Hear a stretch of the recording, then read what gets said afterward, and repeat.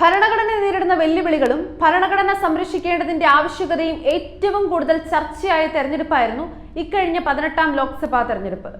മോദി സർക്കാർ ഭരണഘടനയെ അപകടത്തിലാക്കുകയാണെന്നാരോപിച്ച് രാഹുൽ ഗാന്ധിയും കോൺഗ്രസ് അധ്യക്ഷൻ മല്ലികാർജുൻ ഖാർഗെയും അടക്കമുള്ളവർ വലിയ പ്രചാരണമാണ് നടത്തിയത്.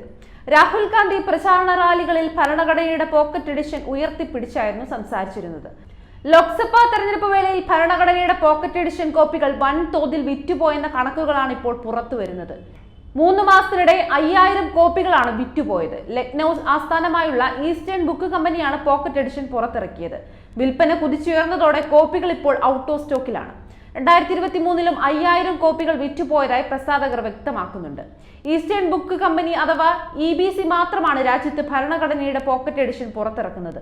20 സെന്റിമീറ്റർ നീളവും 10.8 സെന്റിമീറ്റർ വീതിയും 2.1 സെന്റിമീറ്റർ കനവുമുള്ള പോക്കറ്റ് എഡിഷൻ 624 പേജുകളാണുള്ളത്. 2020-ലാണ് ഇത് ആദ്യമായി പുറത്തിറക്കിയത്. പിന്നീട് ഇതുവരെ 16 എഡിഷൻ പുറത്തിറക്കി.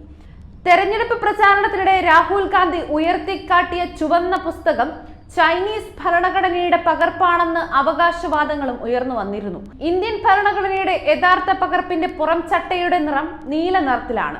യഥാർത്ഥ ചൈനീസ് ഭരണഘടനയ്ക്ക് ചുവന്ന നിറമാണുള്ളത്. രാഹുൽ ചൈനയുടെ ഭരണഘടനയാണോ ഉയർത്തിക്കാട്ടിയത്, നമുക്കത് ഉറപ്പുവരുത്തേണ്ടതുണ്ട് എന്നായിരുന്നു രാഹുൽ ഗാന്ധിയുടെ ചിത്രം സഹിതം ആസാം മുഖ്യമന്ത്രി ഹിമന്ത് ബിശ്വ ശർമ്മ എക്സിൽ കുറിച്ചത്. നിരവധി BJP പ്രവർത്തകർ ഇത് ഏറ്റെടുക്കുകയും ചെയ്തു. രാഹുലിന്റെ കയ്യിലുള്ളത് ഇന്ത്യൻ ഭരണഘടനയാണെന്ന് പലരും മറുപടി പറഞ്ഞെങ്കിലും പുതിയ പോസ്റ്റുമായാണ് ഹിമന്ത് ശർമ്മ രംഗത്തെത്തിയത്. തന്റെ യോഗങ്ങളിൽ പങ്കെടുക്കുന്ന ജനങ്ങൾക്ക് മുമ്പിൽ ചുവന്ന ഭരണഘടനയാണ് രാഹുൽ പ്രദർശിപ്പിക്കുന്നതെന്ന് എക്സിൽ കുറിച്ചെങ്കിലും ഇതിനെതിരെ ഫാക്ട് ചെക്കിങ്ങുമായി നിരവധി ന്യൂസ് ചാനലുകളും രംഗത്തെത്തിയിരുന്നു.